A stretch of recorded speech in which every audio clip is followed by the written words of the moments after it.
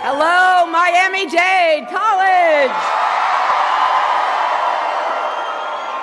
It is so great to be here with all of you, and I want to thank everyone for gathering, and in particular, I want to thank all the elected officials.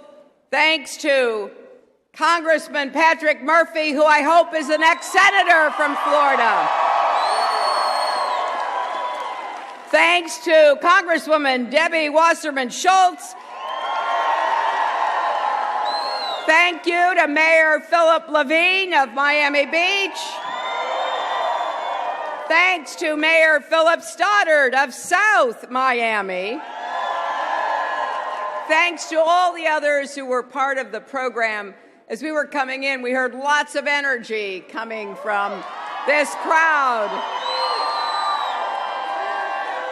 And I was told as I was coming out, there's an overflow, but that they can hear us in the overflow, and we're so happy that you're here as well. So thanks to the overflow crowd.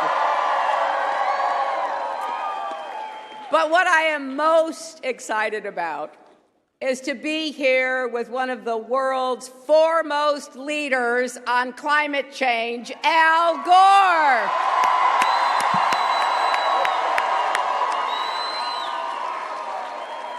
You know, about a decade ago, Al made a movie called An Inconvenient Truth.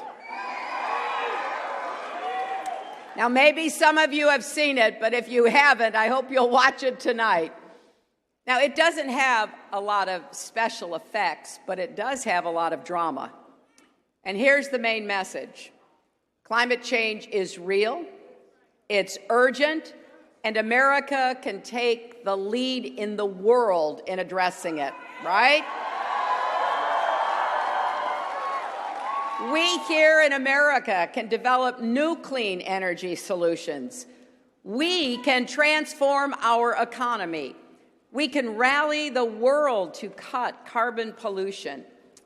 And above all, we can fulfill our moral obligation to protect our planet for our children and our grandchildren. Now, let me just say,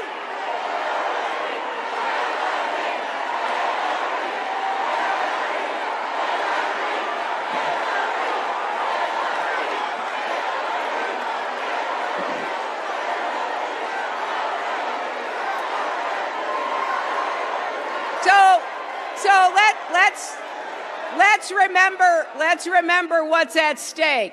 I'm running against a guy who denies science, denies climate change, says it's a hoax created by the Chinese.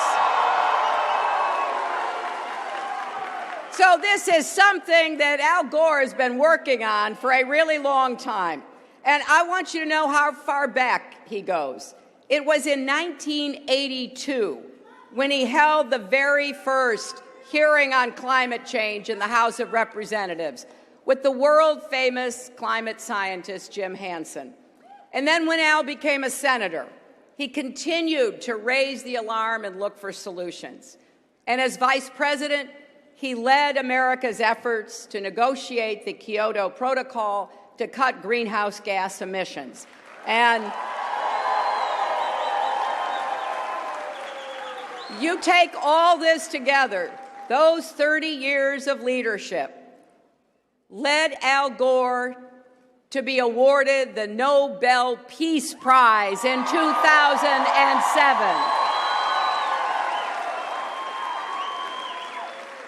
I was very proud because he had been determined and persistent, and in the face of a lot of people in public life, in business, and elsewhere who were trying to diminish the importance of the science, he never wavered.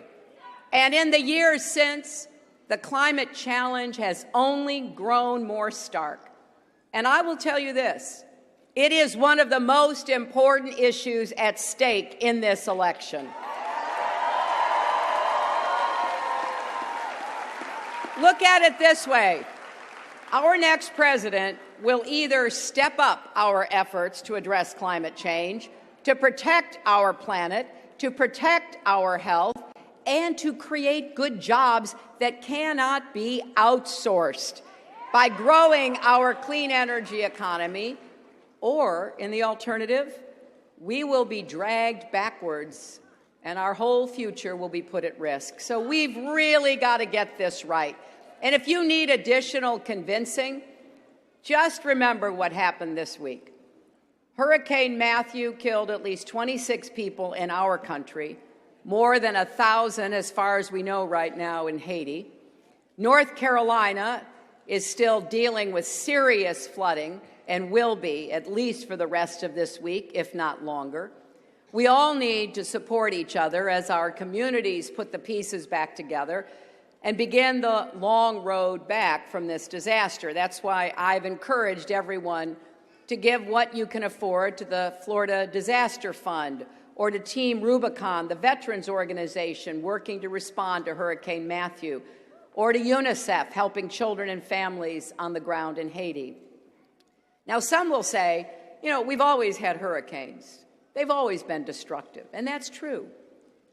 But Hurricane Matthew was likely more destructive because of climate change.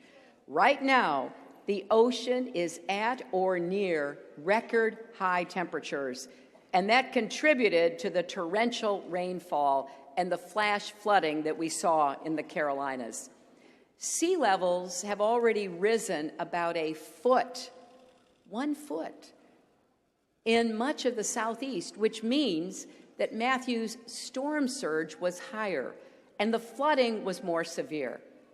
Plus, as you know, the impact of climate change goes beyond extreme events like hurricanes. It's become a daily reality here in Miami. You have streets in Miami Beach and in Shorecrest that are flooding at high tide.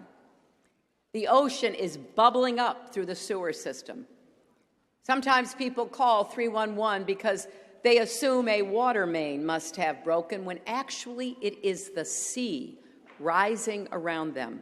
So if you need proof that climate change is real and that it's costly, there you go. So, at this rate,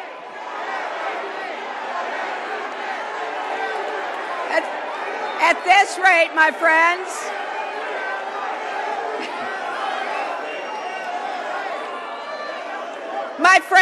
please, let's focus on what's really important in this election and in your future and the future of our country.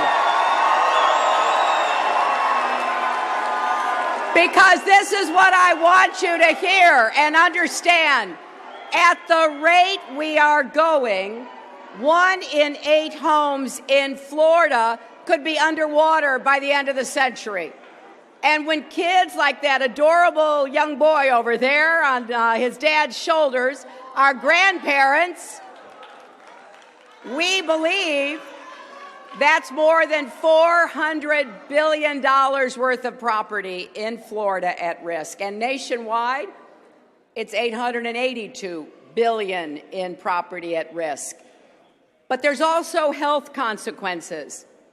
Mosquitoes that carry diseases like the Zika virus and ticks that carry Lyme disease are expanding their ranges. And hotter summers and longer pollen seasons are making allergies and asthma worse, which is especially bad for our children. And look at what's happened in California, a brutal 5-year drought. Wildfires have burned more than 9 million acres in our country last year. And it's also about our national security. The Pentagon has identified climate change as a threat to our national security. The U.S. Atlantic Fleet is based in Norfolk, Virginia. It's the largest naval installation in the world. And because of rising sea levels, the base is frequently flooded, even when it's sunny. So that's why the Pentagon is looking at how climate change will affect readiness and operations, not just in Norfolk, but at all of our military bases around the world. So you would think, if you look at the facts, if you listen to the science, that even the most committed climate skeptic would say, okay, I agree, something's happening here, we need to take it seriously. But unfortunately, there are still too many people in Washington, on the campaign trail, who won't face what's happening right in front of us. Donald Trump is, quote, not a big believer in climate change. And, you know, as I said, he says it's a hoax created by the Chinese. And in our first debate 2 weeks ago, he tried to deny saying that. But, you know, that tweet is still there for everyone to see. And I would wish that Donald would actually listen to people here in Florida, like Miami Beach's mayor, Philip Levine, and others who are doing incredible work to address these sunny day floods. Or maybe he would listen to Miami Beach Commissioner John Elizabeth Alamon. John Elizabeth's a Republican, but she's supporting our campaign because she knows America can't afford a candidate who doesn't accept climate science. Or maybe Donald would listen to our military leaders who say climate change threatens our national security. Or what about the ranchers in Colorado, or the mayors in Arizona, and the community leaders in Alaska who say our lives and jobs are being affected? Please, let's come together as a country and do something about it. We cannot risk putting a climate denier in the White House at all. That is absolutely unacceptable. We need a president who believes in science and who has a plan to lead America in facing this threat and creating good jobs and, yes, saving our planet. So here's what I want to do. First, we need to do a lot more on clean energy. The clean energy superpower of the 21st century is probably going to be either Germany, China, or us, and I want it to be us. And I want you to be part of making it us.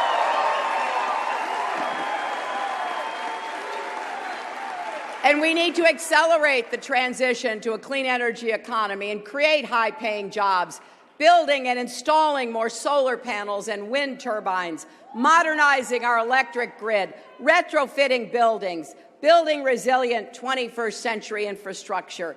And we have to make sure no community is left out or left behind, not our inner cities or our small towns or our remote rural areas.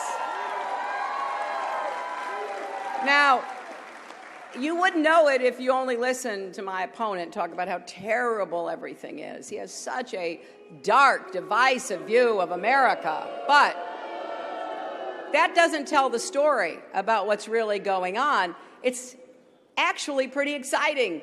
In red states and blue states, local leaders are stepping up. Rural electric co-ops are investing in community solar power. And you see that across America. Union workers in Michigan are getting ready to build electric Chevys in a plant powered by clean energy. Iowa is already getting a third of its electricity from wind. Wind turbines are going up in New England and on Lake Erie. Renewable energy is already the fastest growing source of new jobs in America. I think that is so exciting. There are nearly 2 million people already working in energy efficiency. And in Spartanburg, South Carolina, a project called Regenesis is taking an old landfill and turning it into a solar farm. That landfill was a blight and a health threat, just 250 feet away from a residential neighborhood. Now that same land will generate enough clean, renewable electricity to power 500 homes. So this is what we can do. And I think it's time Washington should back up and support doing more of that. As president, I want us to have 500 million more solar panels installed across America by the end of my first term. And let's generate enough renewable energy to power every home in America within the decade. Let's make our buildings and factories more energy efficient and cut our oil consumption by a third.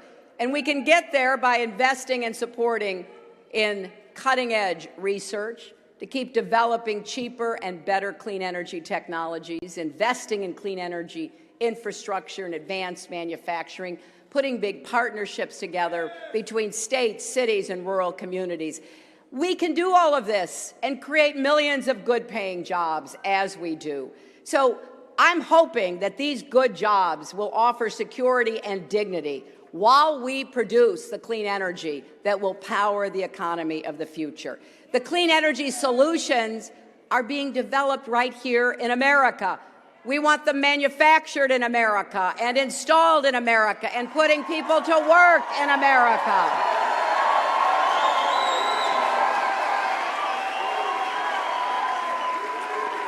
And while we do that, let's make sure that our communities are ready for the impacts of climate change that are coming right at us.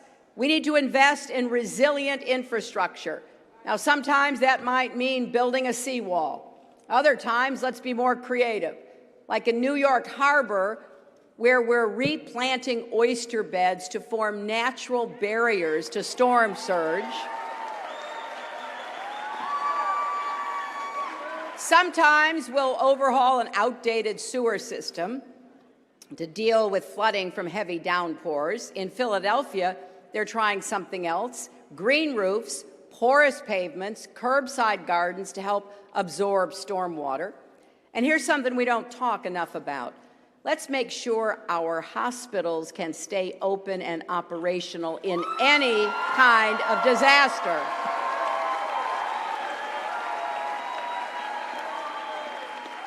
Because sadly, I saw what happened in New York during Hurricane Sandy.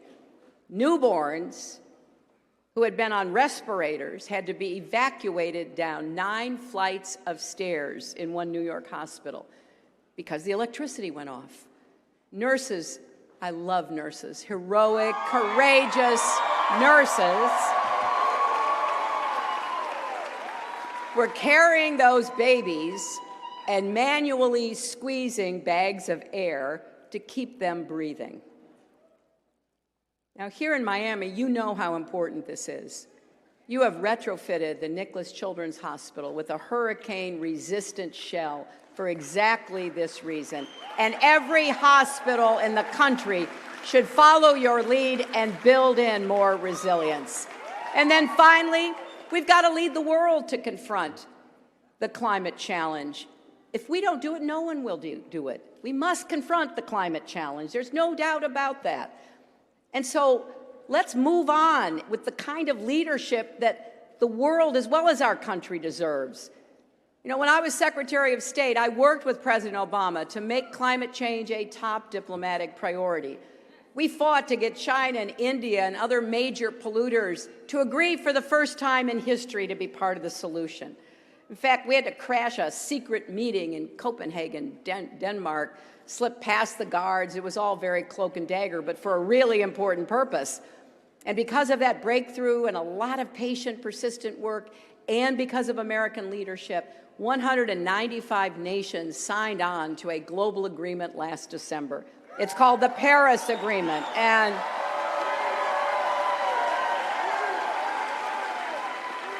I am not exaggerating when I say it is our last best chance to solve the global climate crisis. And what does Donald Trump want to do? He wants to cancel the Paris Agreement. You know, he doesn't care what it would do to the planet. He doesn't care how much that would damage American leadership. He doesn't care what it would do to the future we leave our kids and our grandkids. Well, he may not care, but we do, and that's why this election is so critically important.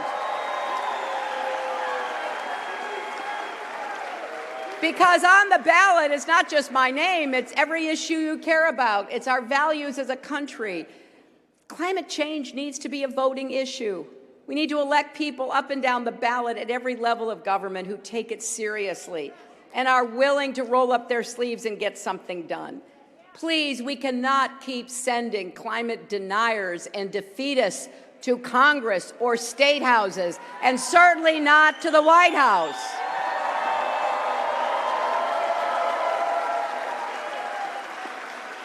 And you know, if you care about climate, your Senate race is also really important. And I'll tell you why. It is unacceptable. It is an unacceptable response for Marco Rubio, when asked about climate change, to say, "I'm not a scientist." Well, why doesn't he ask a scientist? And maybe then he'd understand why it's so important that he, representing Florida, be committed to climate change. That's why I hope you'll elect Patrick Murphy to the United States Senate. Look, we need leaders who can get results. It's easy to stonewall. It's not enough to protest. We need creativity. We need hard work. And when it comes to climate change, we don't have a minute to waste. And so I know it's easy to get cynical, especially about our politics. I get that. But this election matters more than any has in a really long time. And I believe that as strongly as I can, we've got to address this issue for our sakes, our children, our grandchildren. And it's so critically important when you think about how leadership can make a difference. And just look, if you will, look at the difference between your state, the Sunshine State, which has less solar energy than New Jersey has right now. And you know why? Because you have a governor who has ordered your state government never to use the words climate change. So, my friends, this is a big deal in this election, and it's going to be a big deal for our country and our world. And there isn't anybody who knows more, has done more, has worked harder. I know he was in Miami just last year, training and educating people to be climate change activists. I can't wait to have Al Gore advising me when I am President of the United States. So please join me in welcoming our former Vice President, a climate change leader and an all-around great guy, Al Gore.